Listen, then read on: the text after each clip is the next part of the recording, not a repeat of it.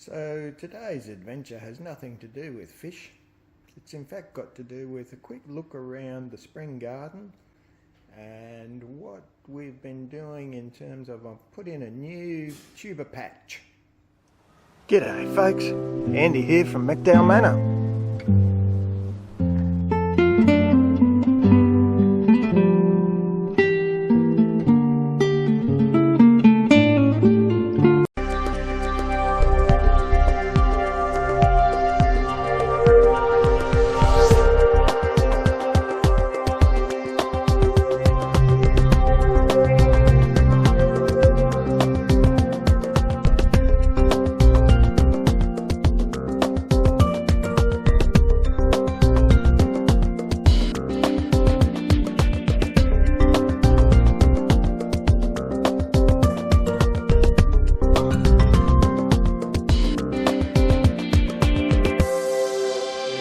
Spring fashion, it's late spring now.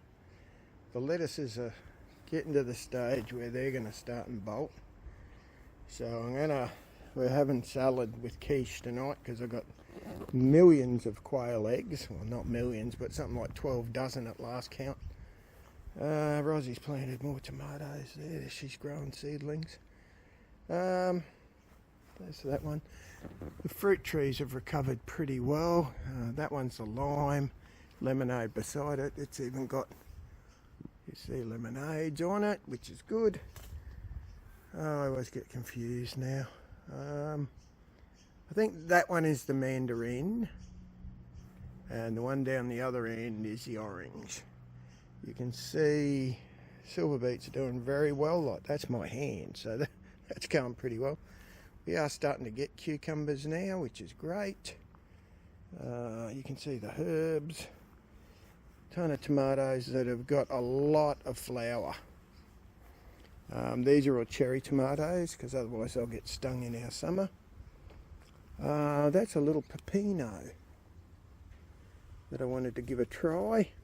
He's doing quite well. Was flowering, but that seems to have dropped off. It's been quite wet, so maybe that's the issue. More tomato with flowers, more cucumber with flowers. So, getting ready to really do some good. There's a volunteer cucumber over there. The dragon fruit's gone nuts. But we'll get back up and I'll show you the top of that tuber patch. That's the new chicken and quail house. You can see I added a cute little welcome sign on the front of that. So as you can imagine, the top of that retaining wall is pretty well, you know, nothing, it's not going to grow veggies, let's put it that way, unless I build it up considerably. But then Rosie wants the hedge there for privacy, and the neighbour is happy about that too, so I'll leave best alone. Up behind that dragon fruit over in there, I've decided I'm going to put a tuber bed. So I'll go up there. I've got a bucket somewhere. There's a bucket of turmeric. Oh, it's up there. Bucket of turmeric I want to put up there, and I've already put some spuds. I think I might put some ginger up there as well. But I'll take you up and give you a look. The potatoes, the chicken potatoes that I shoved in. I'll bury them now as I plant the turmeric. The turmeric will go beside them, run along here. Then I'll leave the end bit there. I'll put ginger, I think, up there. So I've got a good pot of arrowroot down there in the blue pot. I had thought about planting the arrowroot up here. I got that from Barb. Thanks, Barb. I was going to put it up here too, but I don't think I will. It's doing quite nicely in the pot. So I might leave it in the pot and see how it goes. Probably can't see it too good, but there's actually a furrow there. Now the reason that furrow's there is to tell me I've planted all the turmeric here and those 5 or 6 potatoes in there. See, there's a lot of horse poo in here as well. So that tells me where I'm up to, and I've got quite a bit. I probably could put the arrowroot and ginger in here. We'll see. I'm going to clean out the quail house, I think, now. So a lot of the mucky straw will go on top here as mulch. High in nitrogen because of all the quail poop. We try not to waste here at the manor. Well, there you go, that's what comes out the bottom of the quail cage. We swap it with new stuff, and that's about to become my very healthy mulch. There we have it. Probably got, you know, there's probably 2/3 of this bed left to plant, which is pretty good. So I might actually get a ginger crop in and get, I really don't want to dig that arrowroot out now. I suppose I could take a bit out and start and put it in. Maybe I'll wait till next season and do a bumper ginger crop this season. We use a hell of a lot of ginger. Anyway, there you go folks. There's Andy's new tuber bed, suggested by Vivian from Brisbane Local Food. Well, you can see we've now moved to the north side. It's absolutely booming along with all this wet weather as well. What I'm very happy about is that avocado tree. It's a self-seeded one from out of my worm farm. He's going fantastic. I've probably killed about 4 avocado trees that I bought. So self-seeded seems to be the way to go. That's a long one, and that's native ginger. It's doing pretty well as well. I don't know how much ginger you actually get out of it. I'll be interested to see eventually. That's a choco. It's growing well but not producing a lot. That's more silver beet. He's doing pretty well. What do we got? That's more choco, I'd say, and that's probably a cucumber in the back, maybe. I don't know. We'll go around the corner and we'll see. Now this Japoticaba, relatively pretty. I've had it for about 5 years. If it doesn't start fruit pretty soon, she's about to get the bullet.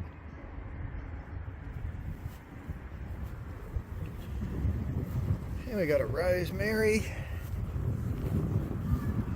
The strawberry patch is just, it's sort of just run where it wants to run. So I don't actually much plant that. Maybe Rosie pulls the odd bit out. That looks like a gooseberry, that little fella down in the centre now. There's more of that bloody vine. It's not where my tromboncino is, I don't think. There's lemongrass doing well. Parsley beside it. That's a little midgeonberry. That's society garlic, so that's a good one as well. But the other little plant here with the white flowers, that's a midgeonberry. He's an Australian native berry. Put a new pineapple in. That's the lid, the top off the one that I ate. Beautiful pineapple, I've got to say. Bloody rosin of gooseberries. That's more gooseberries. You can see the strawberries run along the front. There's more society garlic, strawberries all through there.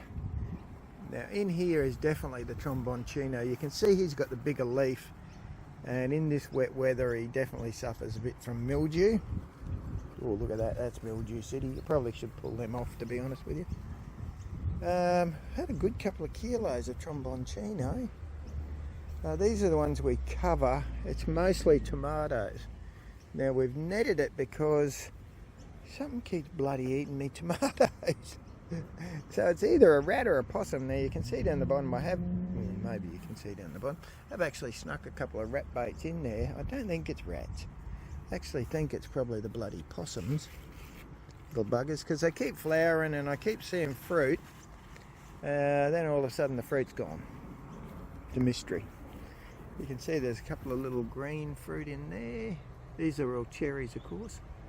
Now that we're coming into summer, it's absolutely pointless trying to grow full-size tomatoes over here. Oh look, there's a bit of basil growing in that pot there. There's a bit of mint under there somewhere too. That's just a salvia, that's an ornamental joppy. There's more of Rosie's bloody blueberries. The shallots we use on a regular basis, they're really good and they grow so easy. I absolutely recommend them. You can see there's another tromboncino in here that's similarly suffering from mildew. That's what it looks like when it's not. So I might start and take those leaves off down this end. Silver beet's doing well. Tomatoes in there as well. Oh, basil's going nuts. Oh, cut it back, Andy. It's starting to flower. So I'll have to get into that little chap. There's 3 in there somewhere. There's another big boy. More tomatoes. Should have a bumper crop pretty soon. What's that? That's a curry tree. It's in a bag. It's got a tendency to spread like wildfire, so I don't let it. More tomatoes. You can see I'm very keen on getting tomatoes, and I'm going to can up a whole bunch of sauce, which is what I like to do. What's that? That's not a locust. Lychees. That's a little lychee tree. He does get the odd little fruit, but again, I think something eats it. He's not looking terribly happy. I'm not sure why. He's actually been planted in. Maybe it's too wet. Well, it has been very wet, so that's probably an educated guess. You can see something's ate Roz's pawpaw, which is just down there in the middle. Similarly ate some of the leaves off my bloody tromboncino. The one beside it is suffering too. That I think is probably a cucumber. There's a lot of silver beet in there, obviously. Warrigal greens. That's another one of the greens. What are you? I actually think that it's either normal potatoes or sweet potatoes, and then beside it looks like ginger. That's just a little ornamental salvia there. The bees are doing quite well. That's definitely a cucumber, that one. And there was a couple of tomatoes. There they are, tomatoes in here as well. It's just a little ornamental. So the north side, you can see, is doing quite well. Out the front now is all ornamentals, so I won't worry too much. The bougainvillea is really putting on a show at this point in time. You can see it's very pretty. A couple of different salvias. Rosy's a salvia fan. Just to turn her on a bit, I bought a white salvia that I've scattered throughout the back. So there you go, folks. That's a quick look around our spring garden and what's happening, including the addition of the new tuber patch, which I've still got a lot of planting to do, so at least I've got a way of amusing myself for quite a little while yet, don't I? Alright, well, hopefully you've enjoyed this, and you have a good one. If you enjoy what you've seen, feel free to subscribe. I wonder if you can see my weather beacon, weather monitor station flashing in the sun there. I can certainly see it from here, but look at it. What a booming bloody job. Feel free to subscribe and come along on the journey. Okay, uru.